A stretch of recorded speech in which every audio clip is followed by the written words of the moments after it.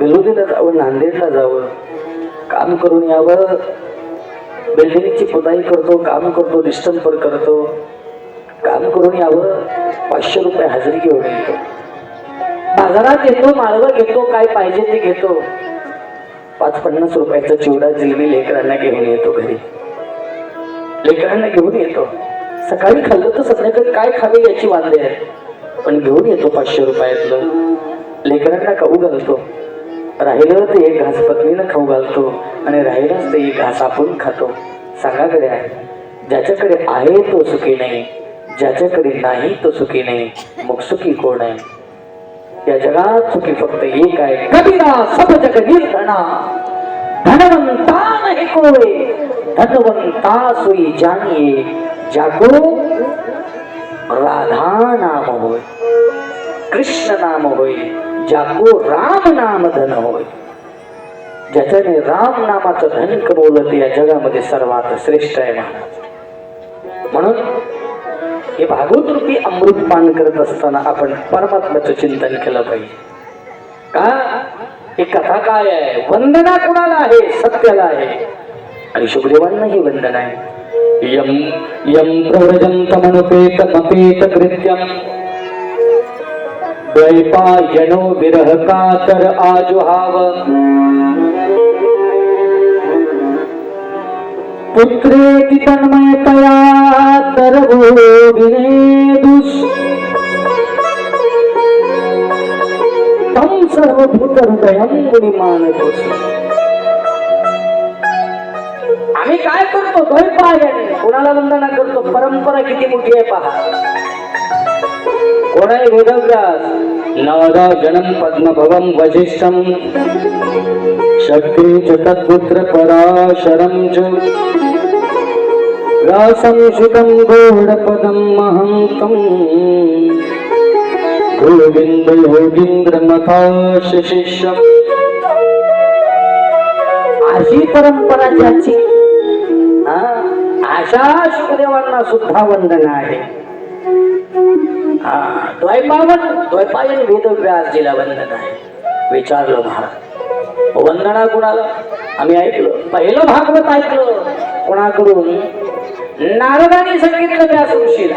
ऐका, पहिली भागवत कथा नारदाने, बरोबर आहे, व्यास ऋषीला. त्याच्या पुढचं ऐका, तेच भागवत दुसऱ्यांदा कोणी ऐकलं, सांगितलं. कथा एक आहे. जगाच्या पाठीवरचं आश्चर्य सांगू तुम्हाला, आश्चर्य सांगू तुम्हाला. या भागवत कथेचं आश्चर्य काय आहे मला माहित नाही, आजपर्यंत तुम्ही कधी ऐकले की नाही, पण मी सांगतो तुम्हाला आश्चर्य काय आहे. सर्वांनी ऐका, वाक्य ऐका. कथा एक आहे पण फळ मात्र 3 आहे. असं कधी बघितलं का? झाडी आल्या पाकळीचं आणि त्याला कलमी आंबा लागलाय, असं कधी बघितलं? इडी बाबा माहिती ना तुम्हाला? असते ना तुमच्याकडे? येतात का? आमच्याकडे नाही येणे बाबळे हापू. आमच्याकडे हापूस आंबा येतो, हापूस. तुमच्याकडे येण्या बाबळीला हापूस नाही पण कापूस ते येत असेल, येतो का? नाही आमच्याकडे. मग कथेला कसं? कथा एक आहे पण फळ मात्र 3 आहे. असं कधी झालंय का? कथा एक आणि फळ मात्र 3. तुम्ही म्हणाल कसं? सांगून जातो बऱ्या. तुम्ही कथा टाइमपास म्हणून ना ऐका तरी फलद्रूप आहे, विनोद म्हणून ऐकले तरी फळ आहे महाराज. आणि एक सांगू, जगाच्या पाठीवरचा एकमेव ग्रंथ असा आहे श्रीमद भागवत. तुम्ही कथा कशी ऐकली तरी फळ आहे. पण महाराज रामायण ऐका, शिवपुराण ऐका, नाही तर काही ऐका, विष्णू पुराण ऐका, काय ऐकायचं ते ऐका, संबंध फक्त एकाशी आहे, फळ एकच. कथा एक, फळ एक. पण आश्चर्य जगाच्या पाठीवर जाय भागवत रूपी कथा मात्र एक आहे पण फळ अनेक आहे. 3 फळ आहे. गुरुदेव महाराज सुंदर सांगाय, तुम्ही मी आश्चर्यचकित झाले असेल. असं कसं? कथा एकच, फळ 3. हो ऐका, ज्या नारदाने व्यासांची कथा झाली ती कशासाठी झाली माहितीये? लोक कल्याण. ऐका आता, याच्याची पूर्ती सूत आणि शौनकादीची कथा आहे. शुकदेव आणि राजा परीक्षितीची कथा आहे, ते मुक्तीसाठी आहे. तुमच्याला मुक्त व्हायचं आहे तोही या कथेत मुक्त होऊ शकतो. ऐका, ज्याला यज्ञाची पूर्तता करायची आहे होते ती लोक यज्ञाची पूर्तता करू शकतो आणि ज्याला मुक्तही व्हायचं नाही आणि दुसऱ्याच कल्याण करायचे. कळलं का? लोककल्याण. तरी सुद्धा या कथेमध्ये लोककल्याणार्थ सुद्धा ही कथा त्याचं कल्याण केल्याशिवाय राहते. म्हणून उत्तर आहे का, व्यास आणि नारदाचा संवाद जी कथा झाली त्याला काय म्हणतात? यज्ञपूर्ती. ऐका, लोककल्याण. लोककल्याणासाठी सूत आणि शौनकादीची जी कथा होती याच्यामध्ये होती 88,000 संत मंडळी विराजमान होते, नैमिषारण्य क्षेत्र होतं आणि त्याच्यामध्ये यज्ञाची पूर्तता करायची होती म्हणून यज्ञपूर्ती. आणि शुभदेवानी ज्या राजा परीक्षितीला कथा सांगितली ती कथा कशासाठी होती? मुक्तीसाठी होती. म्हणून कथा एक पळती जगाच्या पाठीवर. पण विचारलं महाराज, ज्या सुतजीनी कथा सांगितली कुणाला? ज्या सुतजीनी कथा सांगितली कुणाला? अमोल महाराजाला. आणि अमोल महाराजांना सांगितली कथा कुणाला? राहेच्या झोपणाराला. असं का? झोपणारालाच ना महाराज मुक्त आहे, तुम्ही चिंता करायची नाही, तुम्ही ताण घ्यायचा नाही. महिला मंडळ आता उद्यापासून जरा चेंज करावं लागेल. इकडे थोडं सरकून अशी माणसं पुढे आणावं लागतील. हे म्हणजे बरं आहे की आम्हाला मागच राहू दे, एक माणसं आहे का गड्या, हाही बरं आहे, नाही तर उद्या आम्ही आजीरी येणार. आणि तुम्ही ताण घ्यायचा नाही. भजन करत असताना ताण कधीही घ्यायचा नाही. लयच तुम्हाला कथा गोड वाटायला लागली, इथला पदर फक्त तुम्ही इथं घ्यायचा नाही, इथं घ्यायचा, ताण घ्यायचा नाही. तुम्ही म्हणाले आता फायदा काय? लय फायदे. फायदे एवढे, टाळी वाजव म्हणलं तरी अशी करतील, भजन चालू असलं तरी अशी करतील, शेजारणीला वेळ लागू देत नाही. झोपली का कथा ऐकायची तर महाराजांना केव्हा वेळ लागेल? काय का काय वेळ महाराज इथं पत्र घेतलेस काय? अवा काय समाधी लागली ना, काय डुलायला लागली आहे भाजमा. हा बरोबर आहे. म्हणून ताण घ्यायचा नाही. ही जी कथा आहे म्हणून नारदाचं जोपर्यंत आगमन नाही, महत्व आहे, महत्व कळालं पाहिजे. कथेचं जोपर्यंत आम्हाला महत्व कळत नाही, एक बोलू तुम्हाला, माणूस कितीदा भेटला म्हणजे त्याचं महत्व कळतं. जोपर्यंत एखाद्या व्यक्तीची संगत आम्ही करत नाही तोपर्यंत माणसाचं महत्व कळत नाही. लांबून आपण काही त्याचं महत्व ओळखू शकत नाही. महत्व त्याचं कळून घ्यायचं असेल, तो व्यक्ती कसा आहे ओळखायचा असेल ना गड्या, तर त्याचे संग करावं लागेल. रे तसं भागवताचं महत्व ओळखून घेण्यासाठी तुम्ही 7 दिवस याचा संग करा. तुम्हाला भागवत ओळखून आल्याशिवाय राहत नाही. सांगू तुम्हाला, नारदजी भ्रमण करत होते कुठं? हरिक्षेत्रम कुरुक्षेत्रम शेतुबंध रामेश्वरम. महाराज कुठं? काशीला गेले, रामेश्वरला गेले, अनेक ठिकाणी गेले, पण महाराज आनंदच येत नव्हता. काही काही लोकांचं असंच आहे महाराज, कीर्तनाला येऊ द्या आनंद येत नाही, कथेत येऊ द्या आनंद येत नाही, आणि उगाच दालबी लावू द्या आनंद ह्याला आल्याशिवाय राहत नाही. कितीही कथा चांगली असू द्या आणि कितीही कीर्तन चांगलं असू द्या, याला आनंद येत नाही, येत नाही आनंद. शास्त्रकार बघतात, नारदजीने विचार केला, अनेक तीर्थावर गेलो तरी मला समाधान नाही. का नाही? कसं काय समाधान नाही सांगेल तुम्हाला. पण एक ठिकाण असं होतं, ते भगवंताचं वास्तव्य होतं महाराज. कोणतं? वृंदावन धाम. वृंदावन धामामध्ये त्यावेळेस माझे नारदजी विराजमान होतात. उत्तर आहे का? एक वाक्य सांगू तुम्हाला, वारकरी संप्रदाय प्रमाण आहे राधेश्याम महाराज. हरिप्राप्तीचे उपाय धरावे समताचे ते पाय, हे प्रमाण आहे. आता तुम्हाला उत्तर देतो. देवाला प्राप्त करायचं असेल तर संत संगती करा, आणि देवाला प्राप्त करायचं असेल तर नारदाची संगती करा. तुम्ही म्हणाल नारद का? सांगतो तुम्हाला, नारदाचे अर्थ काय होतात. नारम ज्ञानम ददाति इति स नारद. नारद या शब्दाचा अर्थ होतो अज्ञानाची निवृत्ती करणं आणि ज्ञानदान देणं, याला म्हणतात नारद. दुसरा एक अर्थ गुरुदेव महाराज करायचे, अज्ञानम प्रतिखंडयति इति स नारद. अंतकरणातला अंधकार जो नष्ट करतो आणि प्रकाश सुखात आणतो त्याला म्हणतात नारद. आणि ब्रजभूमीमध्ये ब्रजमंडलमध्ये नारद या शब्दाचा अर्थ होतो नारद. ज्याची गोष्ट कधीच रद्द होत नाही याला म्हणतात नारद. आणि चौथा अर्थ असं शास्त्रकार सांगतात नारदो देव दर्शन. ज्याला नारदाचं दर्शन झालं त्याला देव दर्शनाची गरज भासतच नाही, देव आपोआप प्राप्त होतो. म्हणून गुरुदेव महाराज सांगायचे भ्रमण केलं पण पुढेच नाही. पण योगाचा नारदची जात होते आणि जात असताना उत्तर आहे का महिला मंडळ 20 वर्षाची तरुणी होती. 20 वर्षाची नवयुवती तेजवान औदार्यपूर्ण सौंदर्यपूर्ण असणारी 20 वर्षाची तरुणी. आणि त्या 20 वर्षाच्या तरुणीच्या समोर 70 वर्षाची 2 म्हातारी पडली होती. किती वर्ष? आणि तरुणीच्या समोर 2 म्हातारे. नारदची जात होते. जात असताना त्या तरुणीच्या मुखातून शब्द निघला भो साधू क्षणम तिष्ठ मच्चिंता मपिनाशय. मत चिंता अभिनाशय. अभिनाशय मत चिंता.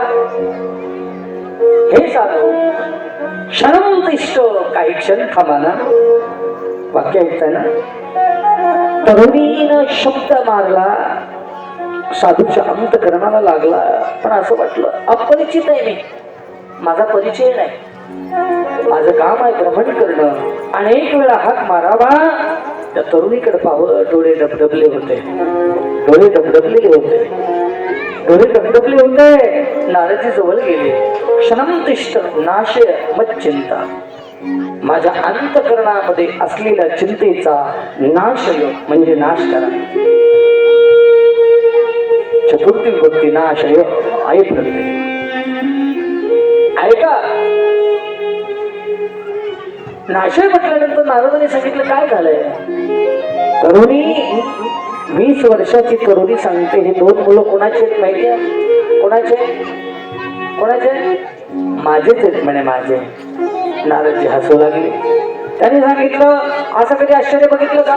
आई 20 वर्षाची आणि मुलं 70 वर्षाची. असं कधी बघितलं का तुम्ही? त्यांनी सांगितलं नारदजी म्हणजे आजकाल काय म्हणे हो ते माझीच मुलं आहेत. नाव काय आहे? एकाच नाव आहे ज्ञान आणि एकाच नाव आहे वैराग्य. एक बोलू तुम्हाला हात जोडून. कथेचं महात्म्य वर्णन करतोय म्हणजे कथेमध्ये जोपर्यंत महात्म्याचं महत्व कळत नाही कथेचं तोपर्यंत कथामध्ये अधिकारी होत नाही. प्रथम स्कंद महाभारत म्हणजे अधिकारी आहे. महत्व कळल्याशिवाय अधिकार श्रेष्ठ होत नाही. म्हणून उत्तर आहे का मला हात जोडून तुम्हाला उत्तर द्यायचं आहे. या कलियुगामध्ये प्रत्येकाला लालूच लागेल. तुम्हाला काय ऐकावं वाटतं सांगा? काय ऐकावं वाटतं खरं सांगा? ज्ञानाच्या गोष्टी ऐकू वाटत नाहीत महाराज. ऐकावं वाटतात नाहीत ऐकू वाटत. वैराग्याच्या गोष्टी ऐकाव्याचं वाटत नाही. त्याचं कारण आहे म्हणून तर ज्ञान आणि वैराग्य म्हातारे झाले. विचारलं तुझं नाव? माझं नाव भक्ती आहे. भक्ती नाव आहे. भक्ती रीतिख्यात. काय ख्याती आहे म्हणजे एवढी ख्याती आहे. आणि ख्यातवान भक्ती असताना सुद्धा ज्ञानाला आणि वैराग्याला म्हातार व्हावं लागते. किती दुर्भाग्य आहे मला. त्याचं कारण आहे ज्ञान कोणाला पचत नाही. आणि आज पाखंड निरता संत. क्षमा मागून बोलतो तुम्हाला. तुमच्या गावात अनेक कथाकार चांगले आहेत, अनेक विद्वान मंडळी कीर्तनाला तुम्ही बोलवताय. माझा अधिकार नाही पण शास्त्र सांगते. माझे गुरुवर्य महाराज सांगायचे महाराज आजच्या काळात काय चालतं माहितीये का? पाखंड निरता संत. काय आहे? पाखंड चाललं. पाखंड. आणि कोण पाखंड माहितीये तुम्हाला? खरे पाखंडी कोण? संत. जे स्वतःला संत म्हणून घेतात हे पाखंडी नाही तर विशेष म्हणे. काय आहे सांगा? आज माझे गुरुदेव महाराज सांगायचे पाखंड निरता संत. पाखंड चालला सर्वीकडे. माझा झाला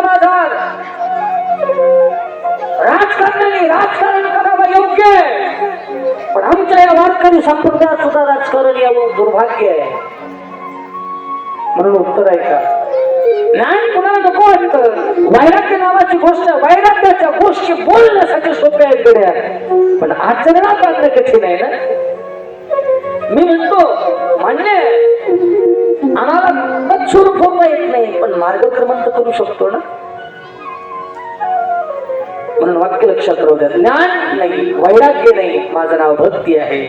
आणि भक्ती महाराणी प्रश्न करते. 3 वाजले आता, कितीपर्यंत चालायचं अजून?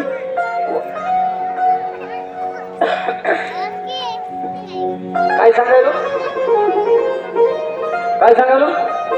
हा हा कथा जमलं. काय सांगायलो? कथा. तुम्ही एवढंच पाठ करून ठेवा 7 दिवस राहील का? तुम्ही काहीच लक्ष ठेवत नाही. फक्त काय आहे? कथा. उद्या काय आहे? कथा. काल काय झाली? कथा. आम्ही ऐकतो कथा, अख्खं गाव मिळून महाराजाची करतो व्यथा. असंच बरोबर आहे का? नीट आहे का? भक्ती अंतकरणामध्ये भक्ती राणी सांगते नारदजीने केलं काय केलं महाराज? गीता पाठेर मुहुर्मुहू. गीता पाठ केला, वेद वेदांताचा पाठ केला, तरी तरुण केवळ होत होती. तरुण होत होती, पण वार्धक्य अवस्थेतून तारुण्य अवस्थेत येत नव्हती. शास्त्रकार उत्तर देतात. नारदजीने सांगितलं चिंता करू नको मा, आता मात्र तुझी चिंता म्हणजे माझी आहे, आणि तुझ्या अंतकरणातलं दुःख नष्ट करण्याचं काम नारदाचं आहे. नारदजी वृंदावनहून येतात महाराज. कुठे निघतात? बद्रीनाथ धाम आहे, सम्राप्राश आश्रम आहे, जिथं सरस्वती नदी आहे. आणि त्या ठिकाणी ज्या वेळेस बद्रीनाथ धामामध्ये जातात त्यावेळेस बंधू आहे, त्यांचं नाव सनक, सनंदन, सनातन, सनत कुमार. 4 भावंड आहेत. आणि या 4 भावंडांनी चेहरा पाहिला. कोणाचा? कोणाचा चेहरा पाहिला? चेहरा नारदाचा पाहिला. आणि चेहरा काय असतो सांगू तुम्हाला? चेहरा एक प्रकारचा कॅमेरा असतो. तुम्ही किती बळजुबरीने हसायचा प्रयत्न करा, चेहरा रियालिटी दाखवतो. एखादा व्यक्ती किती विद्वान आहे हे त्याला विचारायची गरज नसते. एखादा व्यक्ती किती सुंदर आहे हे कधी सांगायची गरज पडत नसते. म्हणून उत्तर आहे का? आणि एखादा व्यक्ती किती मूर्ख आहे हे कधी सांगायची गरज पडत नसते. त्याच्या चेहऱ्याकडे पाहिलं की कळतं महाराज. तुम्ही म्हणाल कसं? चेहरा एक प्रकारचा कॅमेरा आहे, फोटो काढत तसंच दिसणार.